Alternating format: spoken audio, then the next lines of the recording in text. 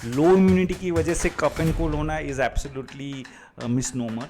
Doctor, welcome to our podcast. कि immunity होती क्या है और इसका इम्पोर्टेंस क्या है बच्चों के लिए। What are your views on कि क्या क्या मिस्टेक्स आपने देखी है जो ज़रूरत नहीं है पेरेंट्स को अभी करने की। आजकल एक टर्म है डॉक्टर, गूगल पेरेंटिंग, उसके बारे में आप क्या कहना चाहोगे?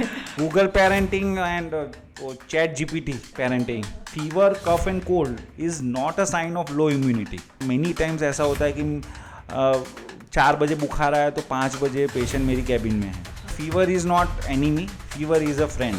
एक एग्जांपल देता हूँ, when I was studying in Bombay. So please Google का यूज़ मत करिए, क्योंकि समटाइम्स आप बहुत मुश्किल में फंस सकते हैं, आपके बच्चे को प्रॉब्लम हो सकती है। जैसे सबसे बड़ा प्रॉब्लम है मॉस्किटोज़ का, तो इसके ऊपर आप क्या कहना चाहेंगे? Most of the time dengue malaria के केसेस में पता ही नहीं होता है कि मस्कीटो कब काटा होगा। So according to you what is the right time जब उनको डॉक्टर्स के पास ले जाना चाहिए? अगर कफ लग रहा है तो आपको पीडियाट्रिशियन को डेफिनेटली दिखाना चाहिए। See basically there are certain things you have to remember that माँ बनना एक इंस्टिंक्ट है, पर सेहत संभालना एक learning process. Welcome to baby Organos podcast, modern moms, timeless remedies. मैं हूँ रिद्धि शर्मा, एक माँ, एक एंटरप्रेन्योर और बेबी ऑर्गेनो की फाउंडर। आज के एपिसोड में हम बात करने वाले हैं बच्चों की इम्यूनिटी को नेचुरली कैसे डेवलप करें, कब होम केयर रिक्वायर्ड है और कब डॉक्टर की एडवाइस ज़रूरी है, आयुर्वेदा, होम रेमेडीज़ और एलोपैथी, इन तीनों का परफेक्ट बैलेंस कैसे कर सकते हैं। और इस कन्वर्जेशन को इंसाइटफुल बनाने के लिए आज हमारे साथ है अहमदाबाद के रिनोन्ड पीडियाट्रिशियन डॉक्टर वत्सल शाह, जिन्होंने बच्चों की हेल्थ पे डीपली काम किया हुआ है और हर माँ के क्वेश्चन को बड़े ही ऑनेस्टी से समझा है। Doctor, welcome to our podcast. आज का टॉपिक हर माँ के दिल के बहुत ही करीब है। Thank you so much for inviting me and I am looking forward for a wonderful session of questions and doubts and conversation. For sure doctor.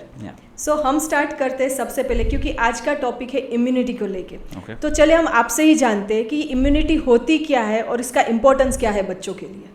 Okay, immunity basically is a defence line. जो immunity होती है वो एक body का protective system होता है, इन a simple words. सो जब भी फॉर एग्जांपल अगर अपने देश पे कुछ हमला होता है या अटैक होता है तो देश का soldiers and everybody they gets activated. So in the body also the immune system is like that. So अगर बॉडी पे कुछ अटैक करते हैं, कोई वायरस, कोई बैक्टीरिया, फंगस या कोई एलर्जी, देन बॉडी ट्राई करती है कि अपनी इम्यून सिस्टम, प्रोटेक्टिव सिस्टम को एक्टिवेट करती है और उसको भगाने का वो ट्राई करती है। सो वो पूरा एक सिस्टम होता है which is a different system from everything else. वो एक्टिवेट हो जाता है, वो ट्राई करता है कि बॉडी को उससे कम हार्म हो। So that's how the immunity is important. So it prevents a lot of infections, वो जो बॉडी को बहुत हार्म करे, और अगर बॉडी में घुस जाते हैं तो भी वो बॉडी में से जल्दी उसको भगा दे। सो बच्चा या बड़े एनीबॉडी, उनको कम इफेक्ट और कम नुकसान हो।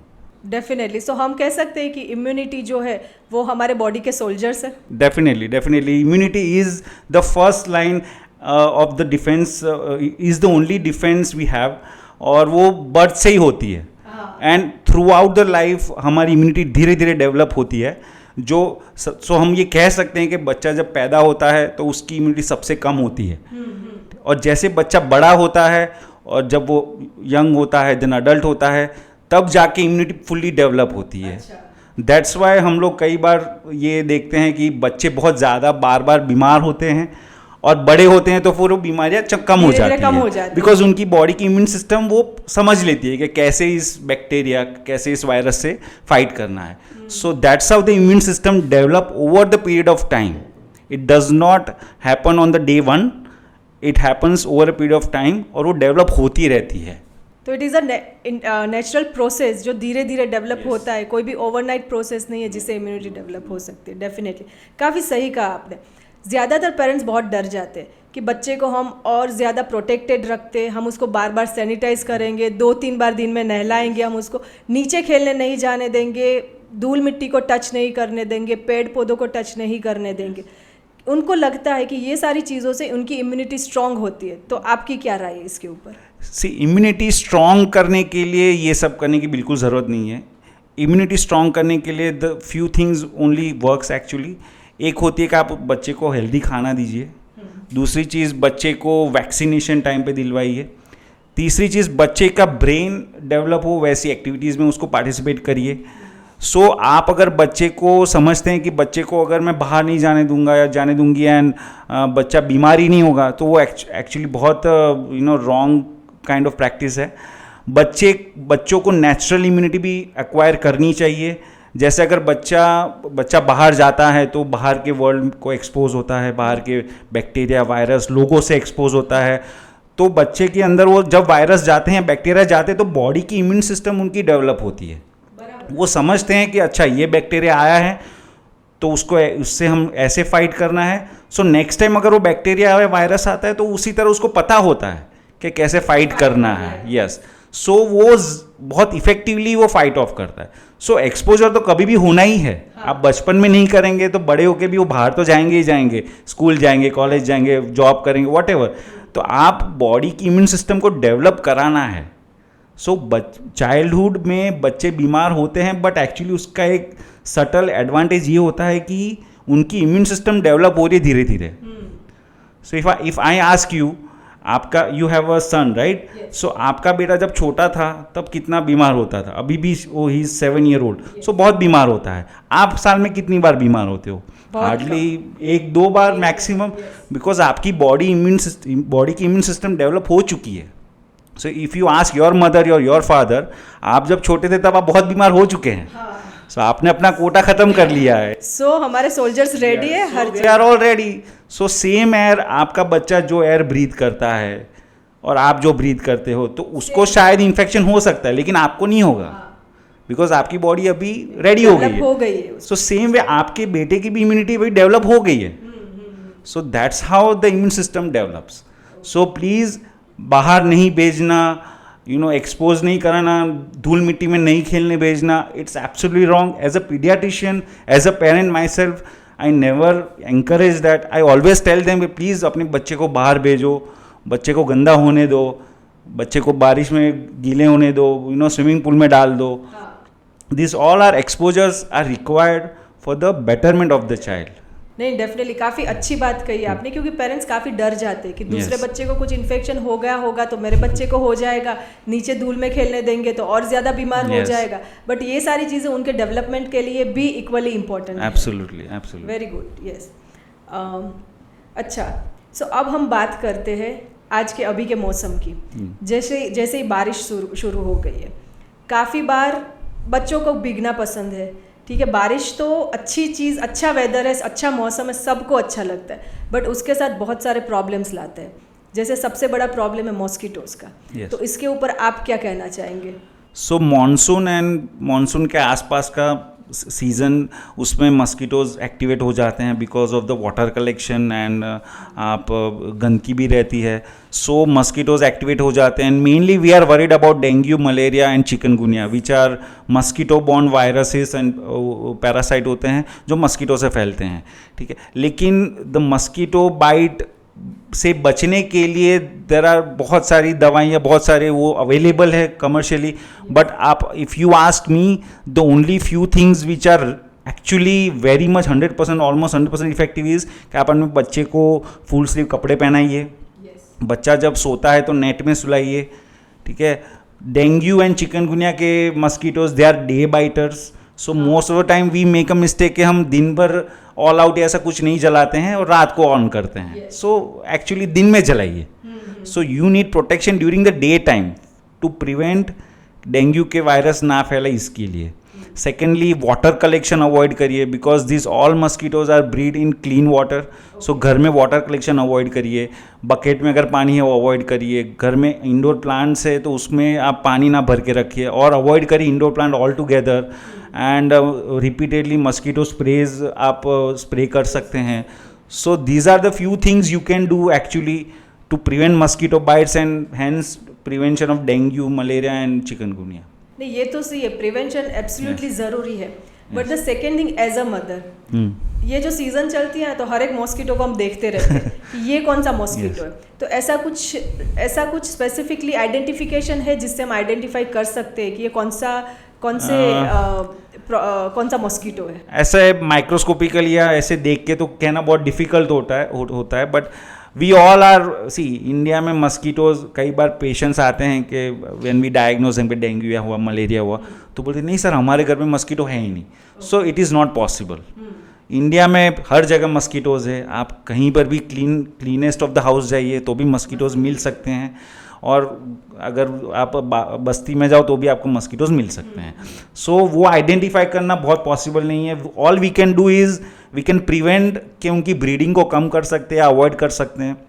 जैसे मैंने बोला पानी का कलेक्शन अवॉइड करिए, फुल स्लीव कपड़े पहनाइए बच्चों को एंड आप नेट या जाली में सुलाइए उनको.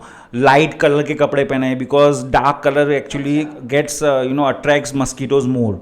सो लाइट कलर के कपड़े पहना सकते हैं. रिपीटेड आप मस्कीटो रेपेलेंट स्प्रे कर सकते हैं. गवर्नमेंट भी आजकल बहुत करती है कि डेंगू मलेरिया के केसेस ना हो and actually they are very effective compare to previous years कि अभी काफ़ी केसेस कम हो गए हैं. So this all things you can do. All the mosquitoes they can spread infections illnesses या तो डेंगू मलेरिया चिकनगुनिया जो फेमस है और कुछ ऐसे भी है जो फेमस नहीं है बट उससे भी इन्फेक्शन फैल सकते हैं. ये सही बात करें. एज अ मदर मुझे एक क्वेश्चन ऐसा आ रहा है कि मॉस्किटोज़ डेंगू मलेरिया के तो होते ही है बट नॉर्मल मॉस्किटोज़ भी होते हैं कि कभी काट लिया बट बच्चे को कुछ सिम्टम्स डेवलप नहीं हुए तो हमें कैसे पता चलेगा कि कौन से टाइम पे अगर मच्छर ने काटा है तो when to seek doctors attention? See many mosquitoes are वो जब बाइट करते हैं तो they don't cause any problem. So we just have to wait and watch and you can not pinpoint कहाँ काटा है क्या काटा है. आपको पता भी नहीं चलता है sometime because most of the time रात को काटते हैं या तो जब बच्चा अकेले वॉशरूम जाता है तब काट लेते हैं. So it is not possible कि आपको पता चले कब काट लिया. Most of the time dengue malaria के केसेस में पता ही नहीं होता है कि मस्कीटो कब काटा होगा बिकॉज ऐसा भी नहीं है कि अगर मस्कीटो ने आज काटा है सपोज डेंगू मलेरिया या चिकनगुनिया के अगर मस्कीटो ने आपको आज काटा है तो ऐसा नहीं कि कल से ही सिम्टम चालू हो जाएंगे. इंक्यूबेशन पीरियड होता है मतलब वायरस बॉडी में घुसता है उसके 5-7 दिन बाद सिम्टम्स चालू होते हैं. So it is difficult retrospectively ढूंढना कि कहाँ पे मस्कीटो बाइट किया होगा. So we just have to do prevention is better here compared to go for the treatment or something. So prevention अपने को करते रहना चाहिए and manage the mosquito breeding more. काफ़ी इंसाइटफुल इन्फॉर्मेशन मिली हमें मॉनसून वेदर के बारे में और मॉस्किटो के बारे में. अब हम ये जानना चाहते हैं जैसे वेदर चेंज होता है अभी मॉनसून चल रहा है फिर से विंटर आ जाएगा तो ये सीज़न में इम्यूनिटी सबसे ज़्यादा कॉम्प्रोमाइज़ होती है बच्चों की और लो इम्यूनिटी के साथ साथ उनको प्रॉब्लम्स होते हैं कोल्ड एंड कफ के. अब काफ़ी बार ऐसा होता है कि बच्चे घर में ही क्योर हो जाते. काफ़ी बार ऐसा होता है कि उनको प्रैक्टिशनर की मेडिसिन की ज़रूरत पड़ती है, एक्सपर्ट्स की ज़रूरत पड़ती है. So according to you what is the right time जब उनको डॉक्टर्स के पास ले जाना चाहिए? फर्स्ट ऑफ ऑल मैं एक चीज़ यहाँ rectify you that low immunity की वजह से कफ एंड कोल्ड होना is absolutely misnomer. Actually immunity low होना is a big thing. Immunity low होती है तो उसमें बड़े बहुत सिम्टम्स आते हैं and actually cough and cold और fever is an immune response. As I said कि जैसे बॉडी में अगर कुछ वायरस बैक्टीरिया घुसता है तो इम्यून सिस्टम एक्टिवेट हो जाती है. सो जब इम्यून सिस्टम एक्टिवेट हो जाती है तो वो क्या करती है उनके बीच में एक लड़ाई होती है bacteria virus and immune system. So उसमें जो कोलैटरल डैमेज होता है जो रिएक्शन आता है these are the symptoms mainly fever. So basically fever, cough and cold is not a sign of low immunity, is actually a sign of very good immunity. Body system is trying to get out, get that bacteria or virus out of the system. Okay. अगर immunity नहीं है, if your body does not have any protective system, तो फिर कोई reaction ही नहीं, there is no war, there is no bacteria virus घुस के अपना काम कर लेंगे. So low immunity does not cause cough and cold or fever. Fever cough and cold is a part of the immune response to the bacteria virus जो घुसा है body के अंदर. एंड हम लोग एज अ पीडियाट्रिशियन हम अपनी consultation में almost every day I hear this. Actually it's not only you that every day मैं ये सुनता हूँ. सो मैं सबको यही बोलता हूँ कि साल में 7 to 8 episodes in a year of fever cough and cold we consider it normal. It's normal. We are not worried. As a pediatrician, we are not worried. As a parent, you should not be worried also. So 7 to 8 episodes of fever cough cold is normal immune response. What we look for it is कि बच्चा उसके साथ उसके क्या क्या और symptoms है और क्या क्या बच्चे का ग्रोथ हो रहा है. अगर बच्चे का वेट अच्छे से बढ़ रहा है, अगर बच्चे की हाइट अच्छे से बढ़ रही है, बच्चा डेवलपमेंट उसका अच्छे से हो रहा है, टाइम पे चल रहा है, बैठ रहा है, दौड़ रहा है, भाग रहा है, स्कूल में अच्छा कर रहा है एंड स्मार्ट है, आंसर अच्छे से कर रहा है, लिखने में ठीक मतलब अपने एज के हिसाब से है, then we are not worried about this cough and cold really. So rather than chasing cough cold fever, I would chase more of the preventive part. सो आपने जो बोला कि कई चीज़ें घर में सेटल हो जाती है, तो that is also very much possible. So कई बार मैं अपने पेशेंट्स को बोलता हूँ कि please don't come to my clinic for 2 days, 2 to 3 days. Even अब कफ एंड कोल्ड है, 2 दिन घर पे मैनेज करो, you know, do some home remedies. I strongly believe many of the home remedies of specially our Indian home remedies are very good. जैसे हल्दी वाला दूध दे दीजिए, तुलसी का जूस बना के दे दीजिए, हल्दी नमक घी की पेस्ट बना के थोड़ा गर्म करके चटा दीजिए, और ग्रीन टी दीजिए. Give your kids green tea, no problem. So these are natural herbs, these are natural home remedies जो काफ़ी time actually those things only works. So definitely home remedies are very much recommended. आप अच्छे से करिए. और सारे Covid में हम सब ने काढ़ा पिया हुआ ही है. सो वो तो एक एग्जाम्पल है, इज अ लेजेंडरी एग्जाम्पल कि होम रेमेडीज हेल्प करता है. So definitely home remedies are part and parcel of the treatment. आपको डॉक्टर के पास कब आना चाहिए? जब कफ एंड कोल्ड फीवर होता है. तो अगर बच्चा आपका बहुत हाई ग्रेड फीवर रह रहा है, लाइक 103, 104 फीवर रह रहा है, बच्चा एकदम उसको सांस लेने में दिक्कत हो रही है, ब्रीदिंग डिफ़िकल्टीज़ हो रही है, आपको बच्चा खाना पीना बिल्कुल नहीं खा रहा है, एकदम वीक हो गया है, लिथार्जिक हो गया है, एंड बच्चे को कलर चेंज हो गया है उसकी बॉडी का, वो थोड़ा ब्लू जैसा हो गया है, then you should definitely rush to the hospital. And more, ये जो मैंने लास्ट वाला पॉइंट बोला वो तो बहुत एंड का पॉइंट बोला है, लेकिन उससे पहले वाले पॉइंट में you should definitely consult a doctor, but don't rush to the hospital immediately. You know, just wait. आप बच्चे की एज के हिसाब से आप मैनेज कर सकते हो घर पे तो करिए डेफिनेटली.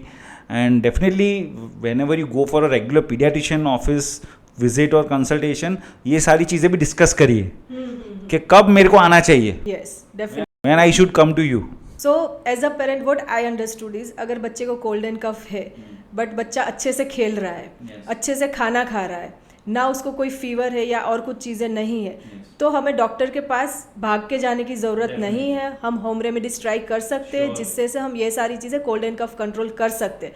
पर कोल्ड एंड कफ अगर 3-4 दिन से ज़्यादा बढ़ रहा है, थोड़ा फीवर भी डेवलप हो रहा है बच्चे को, बच्चे थोड़ा लेथार्जिक हो रहा है, अच्छा खेलने में ध्यान नहीं दे रहा है, या तो एपेटाइट कम हो गई है, सो दैट इज़ द टाइम कि हमें डॉक्टर को कंसल्ट करना चाहिए. सो जैसे हमें पता है, जैसे हमारा नॉलेज है, उस हिसाब से कफ एंड कोल्ड बच्चे को होता है तो 5-7 दिन तो वो रहता ही है. ऐसा कुछ ओवरनाइट तो कभी वो नहीं जाएगा. हम कहाँ पे हेल्प कर सकते हैं? हम सिम्टम्स को रिलीव करने में हेल्प कर सकते हैं. काफ़ी सारे ऐसे प्रोडक्ट्स भी अवेलेबल है, जैसे ब्लॉक्ड नोज हो रहा है बच्चे को, तो वहाँ पे हम वो यूकेलिप्टस ऑयल और वो सारी चीज़ें लगा के वो कर सकते हैं. थोड़ा सा चेस्ट कंजेशन है तो कुछ हल्दी वाला दूध दे दिया, शीतोपलादी दे दिया, वो सारी होम रेमेडीज से हम ये सब चीज़ों पर कंट्रोल ला सकते हैं. काफ़ी अच्छा जा रहा है अपना इंसाइटफुल सेशंस ये. अब आता है हमारा नेक्स्ट क्वेश्चन. सी, पेरेंटिंग में तो हर कोई अपना बेस्ट देने की ट्राई करता है, ठीक है, फिर भी पेरेंट्स बहुत सारी मिस्टेक्स कर देते हैं. So as a paediatricians what are your views on कि क्या क्या मिस्टेक्स आपने देखी है जो ज़रूरत नहीं है पेरेंट्स को अभी करने की? मिस्टेक से ज़्यादा I would say that many things उनको पता नहीं होती है, because they are not being informed और टोल्ड बाय प्रॉपर एक्सपर्ट, तो उनको पता नहीं होती है. सेकेंडली, थोड़ा पैनिक की सिचुएशन भी क्रिएट हो जाती है घर में भी. सो मैनी टाइम्स ऐसा हो जाता है कि अननेसेसरी पैनिक क्रिएट हो जाता है, और समटाइम्स ऐसा होता है कि जब पैनिक या सच में एक्सपर्ट के पास जाना होता है तब वो जाते नहीं हैं.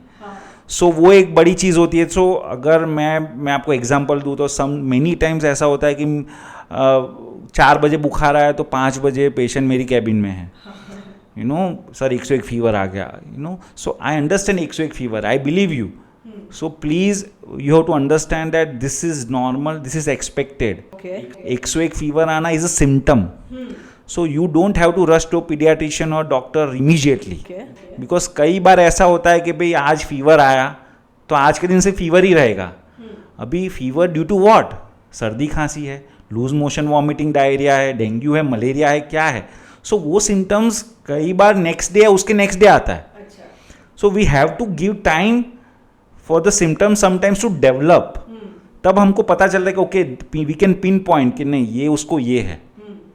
तो ये प्रॉब्लम है, ये सिम्टम्स दिख रहे हैं, अब हम उसको कुछ दवाई दे सकते हैं. यस. सो अभी we can not as a doctor we can not foresee कि क्या होने वाला है कल. We are not God.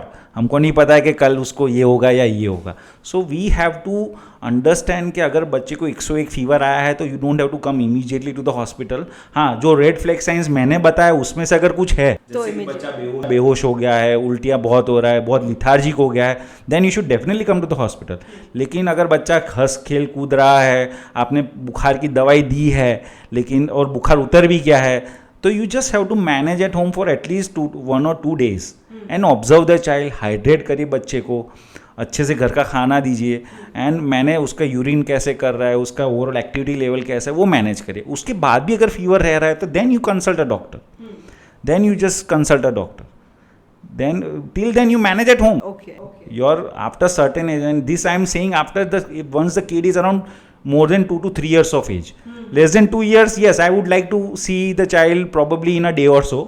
क्योंकि वो पता नहीं चलता है, 2 साल से नीचे के बच्चे को इतना जल्दी पता नहीं चलता है. बच्चा अगर बड़ा हो जाता है then you manage at home. Absolutely. आप ऐसे कह रहे हो कि fever is not the symptom, fever is the reaction of some of the symptoms. वो थोड़े टाइम के बाद डेवलप हो सकते हैं. तो अगर बच्चे को थोड़ा फीवर भी है बट बच्चा एक्टिव है, बच्चा खाना भी थोड़ा खा रहा है अच्छे से, दवाई देने के बाद बुखार ठीक हो रहा है, उतर जाता है वहाँ पे, तो एकदम से रश करने की ज़रूरत नहीं है डॉक्टर के पास. एक आध 2 दिन वेट करो, आप सिम्टम्स देखो, फिर आप डॉक्टर के पास जाओ कि इसको फीवर के साथ ये सिम्टम्स भी है, तब जाके उसका सही से इलाज हो सकता है. Absolutely. So here fever is not enemy, fever is a friend. Okay. That is a take home message. So we should not chase the fever. Proper दवाई का डोजिंग रखना चाहिए. Second mistake I would like two point out कि घर में कुछ दवाइयाँ रखनी चाहिए हमेशा फॉर द इमरजेंसी एस्पेक्ट्स. कि बुखार की दवाई रख सकते हैं आप, उल्टी की दवाई रख सकते हैं, थोड़ी एलर्जी की दवाई रख सकते हैं, लेकिन वो डॉक्टर को कंसल्ट करने के बाद आप रख सकते हैं कि सर अगर ऐसा होता है तो हम ये दे सकते हैं कि नहीं. सो उस हिसाब से you can keep some medicine at home. Definitely. तो घर पे मेडिसिन रखनी चाहिए, डॉक्टर से पूछ के थोड़ा प्राइमरी ट्रीटमेंट घर पे ही करनी है. उसके बाद कभी कभी ऐसा होता है डॉक्टर कि बच्चे को 103 जितना बुखार है, ठीक है, मेडिसिन भी चल रही है, डॉक्टर से कंसल्ट कर रहे हैं, पर रात को भी बुखार जल्दी से रिकवर नहीं हो रहा है या तो उतर नहीं रहा है वहाँ पे, और ज़्यादातर एक गैप होता है मेडिसिन के बीच में. एक बुखार की दवाई दी तो आप 2-3 घंटे में वापस नहीं दे सकते हो.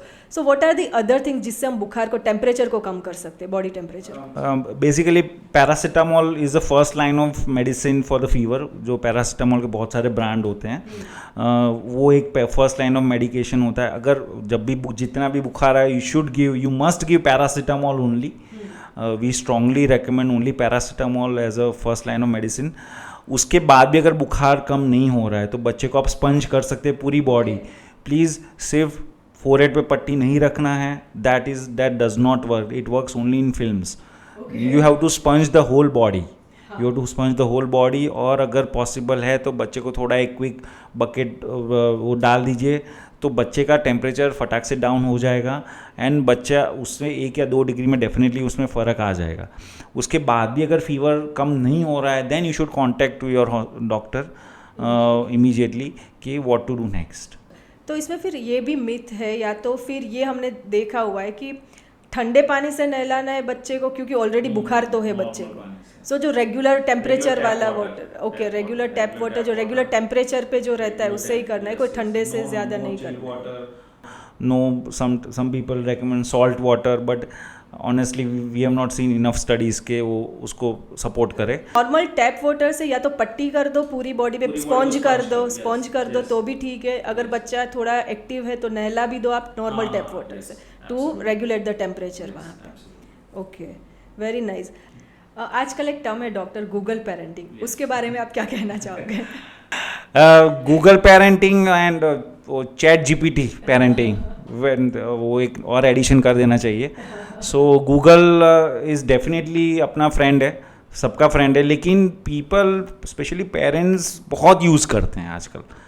और यहाँ हम बोल सकते हैं ओवर यूज करते ओवर यूज़ करते हैं, यू नो, वो लोग दे डोंट ट्रस्ट डॉक्टर्स, वो अपने आप सिम्टम्स डालते हैं, then they come to a diagnosis and then they want to sometimes वो अपने आप ही ट्रीट करते हैं, एंटीबायोटिक भी अपने आप देते हैं, सब अपने आप देते हैं, then they get stuck. See, आपको समझना चाहिए पेरेंट्स को स्पेशली कि Google is not medical college. We study for 10 years 12 years to understand a subject जो हम अभी भी सीखते हैं, हम अभी भी पढ़ते हैं, हम अभी भी बुक्स ओपन करते हैं, हम अभी भी डोज के लिए देखते हैं कि अच्छा इसका डोज क्या है, because we are also human. So जो चीज़ कंटिन्यूस लर्निंग प्रोसेस है वो आप गूगल में 10 सेकंड में नहीं सीख सकते हो। सही बात है। और बच्चे को, इवन एडल्ट्स को एग्जामिनेशन करना बहुत इंपॉर्टेंट होता है। सिर्फ ब्लड रिपोर्ट को ट्रीट करना is also not right. Many times ऐसा होता है कि पेशेंट मुझे सिर्फ ब्लड रिपोर्ट भेजते हैं, sir what to do next, then I have to tell कि नहीं प्लीज़ मुझे पेशेंट को देखना पड़ेगा, बिकॉज पेशेंट एंड रिपोर्ट दोनों को हम ट्रीट करते हैं।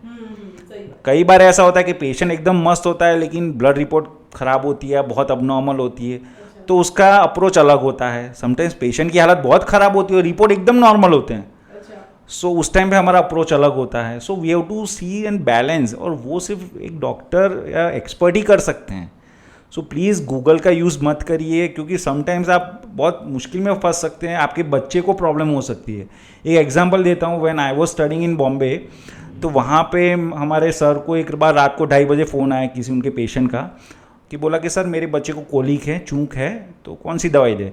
तो सर वॉज क्वाइट सीनियर, तो उन्होंने दवाई दी and you know he slept of.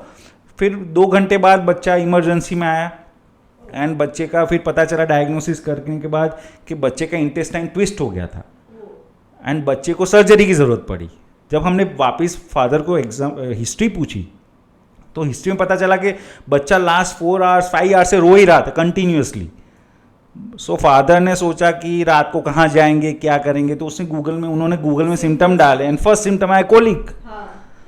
So that then he said the diagnosis to the doctor. So ये चीज़ में बच्चे को सर्जरी की ज़रूरत पड़ी, which could have been avoided.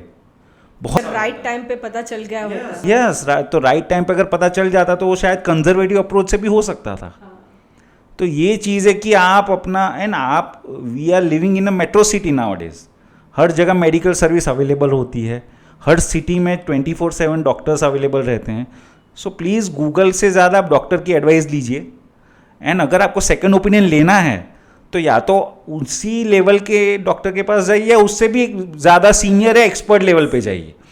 Don't go to the other branch. अगर आप पीडियाट्रिशियन अगर आप गायनेक का प्रॉब्लम लेके पीडियाट्रिशियन के पास जाएंगे या तो पीडियाट्रिशियन का प्रॉब्लम लेके गायनेक के पास जाएंगे, तो वो तो it is very much useless.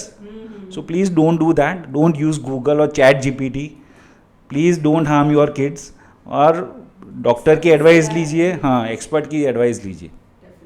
काफ़ी सही बात कही है आपने, क्योंकि आजकल पेरेंट्स को ऐसा लगता है हम गूगल पे इतने डिपेंडेंट हो गए, कभी रास्ता देखना है तो हम गूगल मैप्स डाल देते हैं, कोई रेस्टोरेंट्स के रिव्यूज़ देखने तो गूगल पे देख रहे हैं, आजकल डॉक्टर्स के रिव्यूज़ भी गूगल पे दिखते हैं। इंस्टाग्राम पे आजकल इंस्टाग्राम की रील्स, हम लोग इंस्टाग्राम पे ही पोस्ट करेंगे शायद ये, बट इंस्टाग्राम की रील्स ऑल्सो समटाइम्स बहुत मिसलीडिंग हो जाती है, क्योंकि 1 or 2 a month I get a patient, mother आके बोलती है कि सर ये इन्फ्लुएंसर या इनकी प्रोफाइल में इनका बच्चा ऐसे करता है, मेरा बच्चा नहीं करता है, सो मेरे बच्चे में प्रॉब्लम है। सो ये बहुत रॉन्ग इन्फॉर्मेशन जाती है बाहर, और पेशेंट मदर कंफ्यूज रहती है, एंड हर मदर चाहती है, हर फादर चाहते हैं कि उनके बच्चे का बेस्ट करे, बट ये सारी चीज़ें बहुत डिस्ट्रैक्टिंग है।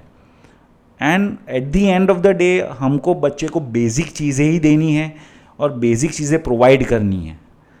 आपको उसको न्यूट्रिशन देना है, अच्छी माहौल देना है, अच्छी पढ़ाई करानी है और अच्छे से हेल्थ का सपोर्ट देना है, दैट्स इट। और बच्चे को कुछ नहीं चाहिए। यस, और कुछ नहीं चाहिए, और कुछ करने की भी ज़रूरत नहीं है। फिर कुछ प्रॉब्लम होता है तो फिर एक्सपर्ट से। Yes, that's all. So please don't get misguided by all the influencers, all the social media, all the Google or whatever it is.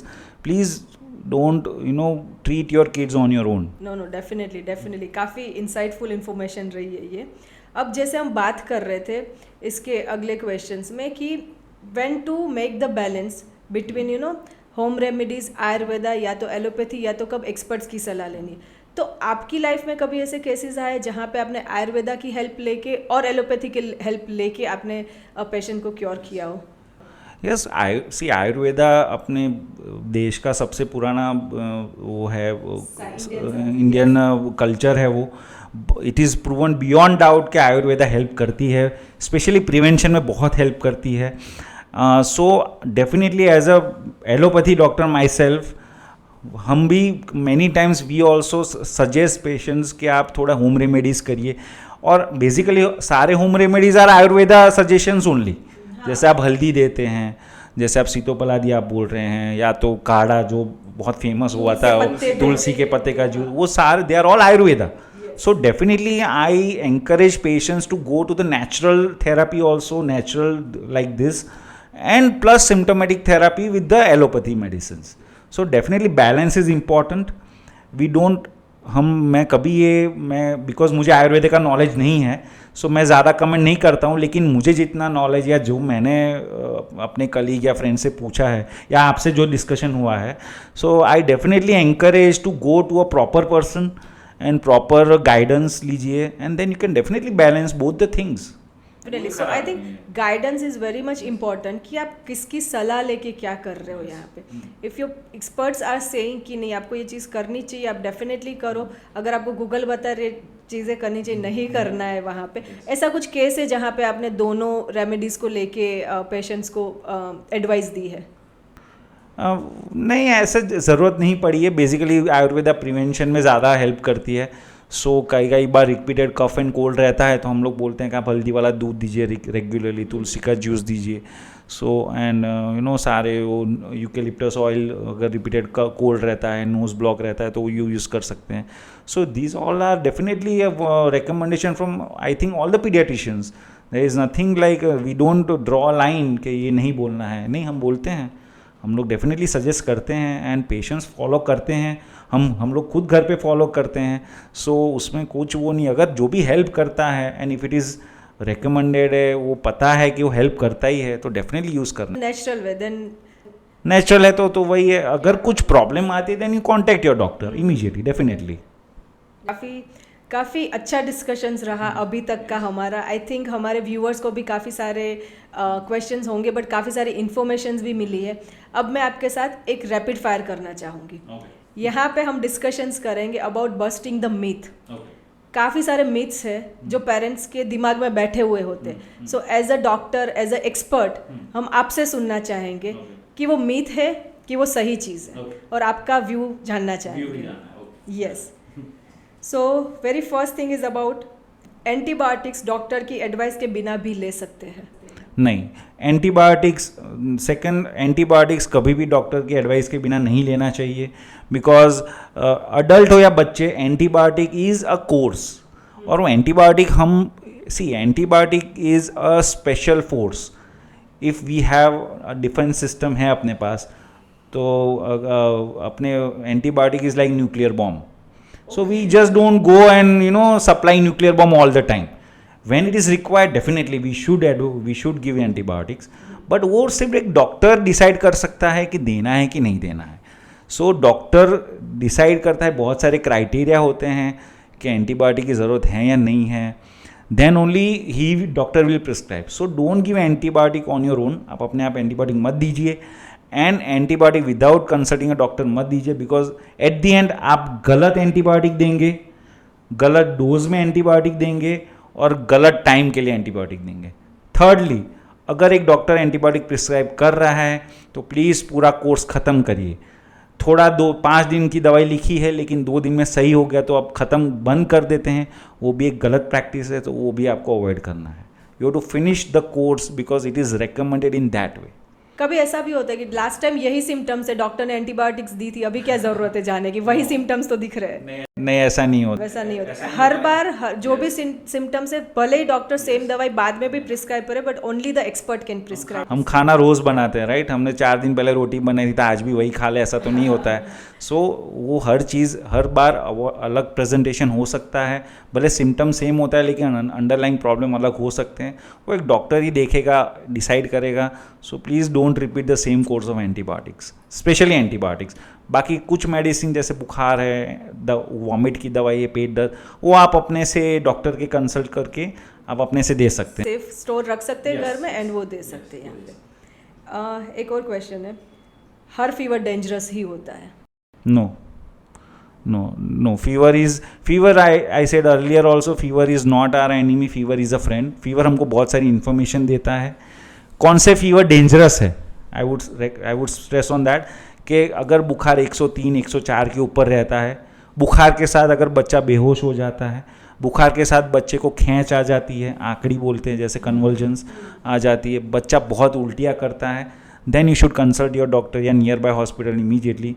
बाकी बुखार इज़ नॉट आर एनिमी, और हर बुखार डेंजरस नहीं होता है। बुखार हमको बहुत इन्फॉर्मेशन देता है as a doctor, as a clinician.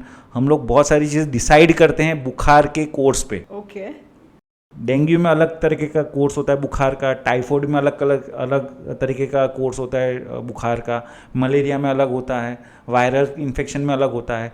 सो बहुत सारी इन्फॉर्मेशन देता है। सो बुखार की दवाई आप तभी दीजिए जब बुखार हो। मेनी टाइम्स हम लोग देखते हैं कि बुखार आज स्टार्ट हुआ तो पेरेंट्स ने हर 6 घंटे बुखार की दवाई दे ही दी। बुखार नहीं है फिर भी? ओके। प्लीज़, जब बुखार आता है, अभी आपने आज बुखार दी है, बुखार की दवाई दी है, तो 6, 4 या 5 या 6 घंटे बाद आप बुखार फिर से चेक करिए। अगर बुखार है तो ही बुखार की दवाई दीजिए, ओके। नहीं है तो मत दीजिए। सो हमको पता चले वेदर वो इम्प्रूव कर रहा है कि नहीं कर रहा है। और अच्छा, ये एक चीज़ भी मुझे पूछनी है आपसे कि काफ़ी बार मतलब डॉक्टर्स पूछते हैं फ्रीक्वेंसी ऑफ फीवर, जो अभी आप बता रहे थे। सो क्या ये ज़रूरी है पेरेंट्स के लिए कि जब बुखार है और वो घर पे ही ट्रीट कर रहे हैं, जब एकदम से रश करने की ज़रूरत नहीं है, आप टाइम नोट करिए कि कब कितना बुखार था और कौन सी दवाई दी थी, कितने ml में दी थी। सो अगर आप 1-2 दिन के बाद डॉक्टर्स के पास जा रहे हो तो आपके पास वो हिस्ट्री होनी चाहिए, तो वो आपको हेल्प करती है वहाँ? वेरी मच वो बहुत हेल्प करती है, बिकॉज हमको बहुत सारी इन्फॉर्मेशन देती है। एज आई सेड अर्लियर कि अगर हमको जैसे अगर बच्चे को पहले दिन बुखार आया, 102 103 बुखार आया, पहले ही दिन उसको हर 4 घंटे बुखार आ रहा है, आपने बुखार की दवाई दी, आपने बच्चा हाइड्रेशन वगैरह सब अच्छा है, नेक्स्ट डे आपने देखा कि अभी बुखार हर 8 घंटे पे आ रहा है लेकिन 103 ही आ रहा है, या तो हर 4 घंटे बुखार आ रहा है लेकिन 103 की जगह 101 आ रहा है। सो बुखार, या तो बुखार 2 बुखार के स्पाइक के बीच में ड्यूरेशन बढ़ा है या तो इंटेंसिटी कम हुई है, तो ये अपने को बता रहा है कि बच्चा इंप्रूव हो रहा है, ठीक है। या तो फिर अगर नेक्स्ट डे बच्चे को बुखार कम ही नहीं हो रहा है, 100 पहले 101 आता था, अभी 104 टच हो रहा है, दैट मीन्स बुखार खराब हो रहा है, मतलब बुखार बढ़ रहा है, then you should come to the hospital. So ये बुखार चेक करना, नोट करना हमको इन्फॉर्मेशन देता है, डॉक्टर को इन्फॉर्मेशन देता है कि अच्छा बच्चे की कंडीशन कैसी रह रही है, और उस हिसाब से अगर बच्चा इंप्रूव कर रहा है तो वी आर नॉट वरीड, अगर बच्चा इंप्रूव नहीं कर रहा है तो हम उस हिसाब से अपना ट्रीटमेंट करेंगे। So that's why noting down the temperature timing के साथ इज़ वेरी इंपॉर्टेंट।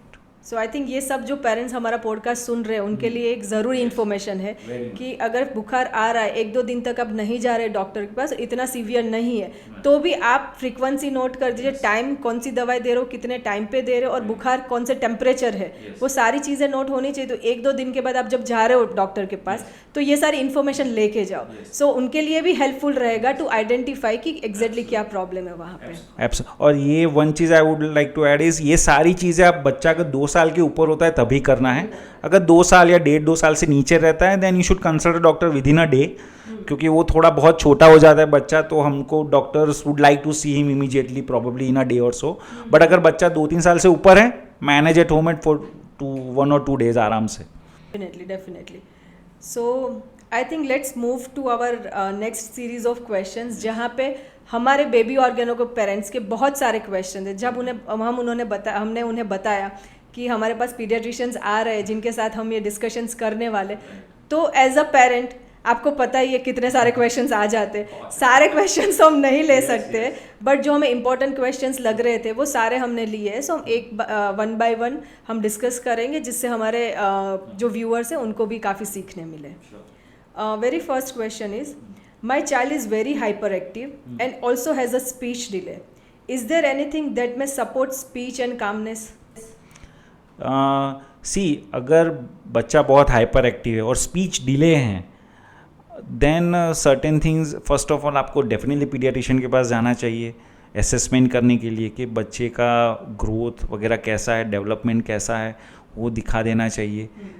ये आपको डेफिनेटली फर्स्ट थिंग करना है. अगर उसके बाद आपके पीडियाट्रिशियन आपको सही गाइड करेंगे कि अगर बच्चा सच में हाइपर एक्टिव है तो प्रॉब्लली साइकोलॉजिस्ट की हेल्प की ज़रूरत पड़ सकती है. अगर स्पीच डिले है तो उसको स्पीच थेरापी की ज़रूरत पड़ सकती है.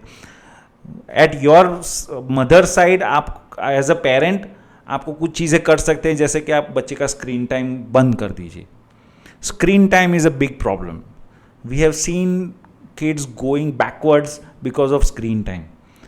बच्चा बोलना बंद कर देता है, बच्चा हाइपर रहता है, एकदम टेंट्रम्स रहते हैं, बच्चा मारता रहता है, ये करता है, सोशली एग्रेसिव हो जाते हैं, सोशल नहीं रहते हैं because of the screen time. So recently WHO has put out a guideline, जो हम लोग बहुत टाइम से बोल रहे हैं कि 2 साल तक you should not give any screen time to your kids. जब तक बच्चा 2 साल का नहीं हो जाता है तब तक कोई स्क्रीन टाइम नहीं देना चाहिए. Not TV, no mobile, nothing. ठीक है. सो भले बच्चा खाएगा नहीं ना एक टाइम पे, वो हम लोग मैनेज कर लेंगे, बट बच्चे को स्क्रीन नहीं दिखाना है. सो आजकल one more term is going around is virtual autism because of the screen time. So बच्चा बहुत स्क्रीन देखता है and he is not interested in surroundings. वो ना सोशल होता है, ना फ्रेंड्स के साथ खेलता है, ना बाहर जाता है. सो ये एक बहुत ही अलार्मिंग प्रॉब्लम है. It's an epidemic and it's affecting the brain of the kids. So ये चीज़ आपको बंद करनी है. थर्ड, आप बच्चे को हेल्दी खाना दीजिए, न्यूट्रिशियस फूड दीजिए, जंक फूड कम दीजिए. बिकॉज न्यूट्रिशियस फूड जाएगा तो बच्चे को minerals and all the vitamins मिलेगा, तो ब्रेन का ग्रोथ अच्छे से होगा, डेवलपमेंट अच्छे से होगा. एंड डेफिनेटली ये हाइपर एक्टिवनेस और स्पीच डिले अगर न्यूट्रिशन की वजह से है तो वो करेक्टिफाई हो जाएगा. सो ये चीज़ें आपको डेफिनेटली करना है अगर आपके बच्चा हाइपर एक्टिव है और स्पीच डिले है तो. डेफिनेटली. आई थिंक जो आपने स्क्रीन टाइम की बात करी वो बहुत सही बात है. हमने जैसे सुना है और पढ़ा भी है कि फर्स्ट 5 इयर्स ब्रेन डेवलपमेंट के लिए बहुत ही क्रूशियल होता है, और तब जितना ज़्यादा बच्चा बाहर के एनवायरनमेंट में रहता है, जितना ज़्यादा दूसरे बच्चों के साथ खेलता है, जितना सेंसरी एक्टिविटीज़ होती है उनकी, उससे उनका ब्रेन डेवलपमेंट भी ज़्यादा अच्छे से होता है. बच्चे के पास पूरी लाइफ पड़ी है पोएम राइम सीखने के लिए, ABCD सीखने के लिए. कुछ फ़र्क नहीं पड़ता है अगर आपका बच्चा 2 साल पे ABCD बोलता है, कोई फ़र्क नहीं पड़ता है. So please don't pressurise him, don't pressurise kids because he has to learn कि उसके भाई, उसके कज़िन, उसके फ्रेंड ने ये बोल दिया, वो इंग्लिश में बात कर रहा है, तू भी इंग्लिश में बात करो. Please don't stress out your kids. Language is just वो एक माध्यम है. मैं गुजराती में बोल सकता हूँ, हिंदी में बोल सकता हूँ, इंग्लिश में बोल सकता हूँ. आप समझ रहे हैं मेरी बात, बस वही चाहिए. सो पहले एक चीज़ मैं सीखूंगा, then I will go to the next thing. So वही चीज़ करना है. तो उस चक्कर में बहुत सारा स्ट्रेस देते हैं बच्चे को और उसमें स्क्रीन टाइम बढ़ जाता है. कि मुझे ये सिखाना है, चलो राइम सिखा दे के लिए. यस. सो सोशल मीडिया भी आजकल शॉर्ट्स बहुत देखते हैं, रील्स बहुत देखते हैं बच्चे लोग, विच इज़ वो सेंसर नहीं रहते हैं, और वो बच्चे के ब्रेन को भी अफेक्ट कर सकता है, बड़ों को भी अफेक्ट कर सकता है. सो screen time is a big problem. पूरा एक पॉडकास्ट हो सकता है स्क्रीन टाइम पे. नेक्स्ट टाइम अपने डेफिनेटली इसका एक सीरीज रखते हैं, वही एक्स्ट्रा एक रख जो. we have so many, we have seen so much problem. obesity बढ़ रही है बिकॉज बच्चा टीवी देखने के चक्कर में 2 रोटी ज़्यादा खा. Because of screen time. Yes, because बच्चे को क्या है, खाना वो खाते खाते देखना है टीवी या मोबाइल. तो बच्चा जब तक खाएगा तब तक टीवी मिलेगा तो 2-3 रोटी ज़्यादा खाता है, जो ज़रूरत नहीं है. एंड प्लीज़ घर का खाना है, इसलिए ज़्यादा खाना इज़ नॉट हेल्दी. एक लिमिट होनी चाहिए, एक प्रॉपर होना चाहिए. Lack of activity. बच्चा स्क्रीन देखने में बाहर खेलने ही नहीं जाएगा तो ओबेसिटी होना ही होना है. So there are lots of problems, not brain problem, mental problem, brain related problem, physical problem, eye problems, social problems, emotional problems. Adolescent kids में भी बहुत problems है. ऐसा तो पूरा पॉडकास्ट हो सकता है उस पर तो।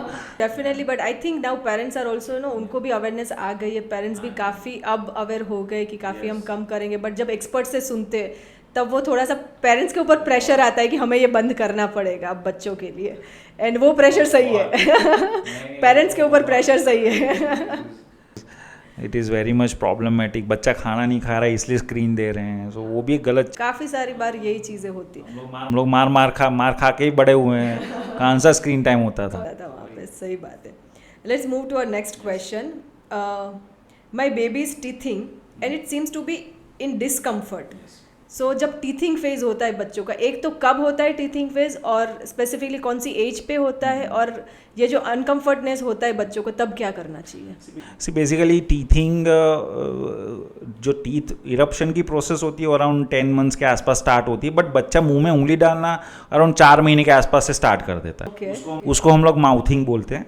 It's a developmental milestone, very important milestone actually. बच्चा उंगलियां मुंह में डालेगा, पूरा सलाइवेशन ज़्यादा होगा, so it's actually very important milestone कि अभी बच्चा रेडी है बाहर का खाने को। अभी तक बच्चा यूजुअली 6 महीने तक दूध पे ही रहता है, तो उसके बाद ऊपर का खाना, सो ना वो उसका मुंह सला उसका वो गम सब रेडी है बाहर का खाने के लिए, तो वो it's a sign. So it's a very important developmental milestone, mouthing बोलते हैं वो। आई नो उसमें बच्चे को कोई प्रॉब्लम नहीं होती है, बच्चा तो मज़े से अपना उंगली मुंह में डालता है, वो पेरेंट्स को प्रॉब्लम होती है। पेरेंट्स को लगता है कि उसको प्रॉब्लम है, लेकिन उसको कोई प्रॉब्लम नहीं है, उसको मज़े से करता है। सो वो उसको कुछ करना नहीं है। टीथिंग पर से द प्रोसेस में बच्चा थोड़ा इरिटेटेड रहता है, बिकॉज ऑफ टीथ इरप्शन की प्रोसेस होती है, गम्स थोड़े हार्ड हो जाते हैं, तो उनको कुछ भी दबाओ तो अच्छा लगता है, तो वो थोड़ा बच्चे को डिस्कम्फर्ट रह सकता है, but it's a natural process, उसमें कुछ कर नहीं सकते हैं, कुछ करना नहीं है। You don't have to do anything, ठीक है? You don't have to apply दो कड़वा चीज़ और all those things, you don't have to do anything, it's a natural process. You just have to make sure कि उसके हाथ वगैरह क्लीन रहे, दैट्स इट। कभी ऐसे बोलते हैं गाजर ठंडा करके थोड़ा सा च्यू करने के लिए दे दो, या एनीथिंग कोल्ड अगर आप अप्लाई करोगे तो वो चीज़ नम हो जाती है। सो वही कंसेप्ट है कि आप कंफर्टनेस की, ठीक है, जो डिस्कम्फर्ट हो रहा है आपको, वही वो कर सकते हैं आप। वो कई बार ऐसे होते हैं, वो पानी वाले टीथर होते हैं, तो फ्रीज़र में डाल दो, और वो जो बर्फ़ हो जाती है तो उससे वो करोगे तो उनको नम हो जाएगा, तो उनको अच्छा रहेगा। हाँ, बट वो टेम्पररी होता है। It's not a medical problem, so you don't have to worry. Specially एक और चीज़ के टीथिंग के टाइम मेनी टाइम्स होता है, बोलते हैं कि डायरिया हो जाता है, दांत के आने का। It's absolutely wrong thing. ऐसा काफ़ी बार देखा है, रिलेशन नहीं है, ये कोरिलेशन सिर्फ टाइमिंग का है। मुंह में दो टीथिंग प्रोसेस और डायरिया का कोई लेना देना नहीं है।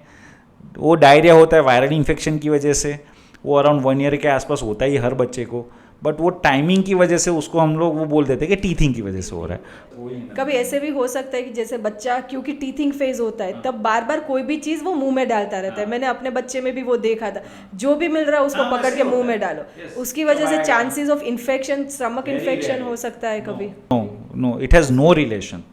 इट इज़ अनलेस वो बच्चे ने कीचड़ मुंह में डाल दिया हो तभी, वो भी हाँ, अदरवाइज नहीं। बट वो चीज़ नॉर्मल है कि बच्चा बार बार कुछ भी मुंह में डाल रहा है, सलाइवा बहुत निकलते हैं, करेगा, बड़ों को बाइट करेगा, मम्मा को बाइट करेगा, सबको बाइट करता फिरेगा। ये this is normal, it's a phase. और वो जैसे ही वो टीथ इरप्ट हो जाते हैं, वो बच्चे के primary teeth, there are 20 primary teeth, तो 20 बार थोड़ी डायरिया होगा उसको। 20 दांत आएंगे तो 20 बार थोड़ी डायरिया होने वाला है। सो वो सिर्फ टाइमिंग का कोरिलेशन है, otherwise it has no connection. Teething and diarrhoea, okay. चलो एक मीथ था जो आपने बर्स्ट किया है आज। अच्छा, दूसरा है my child doesn't eat anything properly, तो उसकी एपेटाइट के लिए हम क्या करें? अगर बच्चा अच्छे से नहीं खाना खा रहा है तो वो बहुत सारी चीज़ें पे डिपेंड करता है। फर्स्ट ऑफ ऑल आपने बच्चे को आप बच्चे की एज पे भी बहुत डिपेंड करता है। जैसे बच्चा स्टार्टिंग के टाइम ना बहुत अच्छे से खाना खा लेता है, हाँ। 1 साल तक तो बहुत ऐसे हनीमून पीरियड होता है। उसके बाद रियलिटी आ जाती है कि हाँ भाई, जब वो बच्चे का खुद का ओपिनियन आता है, बच्चे का खुद का टेस्ट डेवलप हो जाता है, तो वो नहीं खाना, ये नहीं खाना, ये भाग जाता है, खेलना है, कूदना है, ये करना। So this are normal things.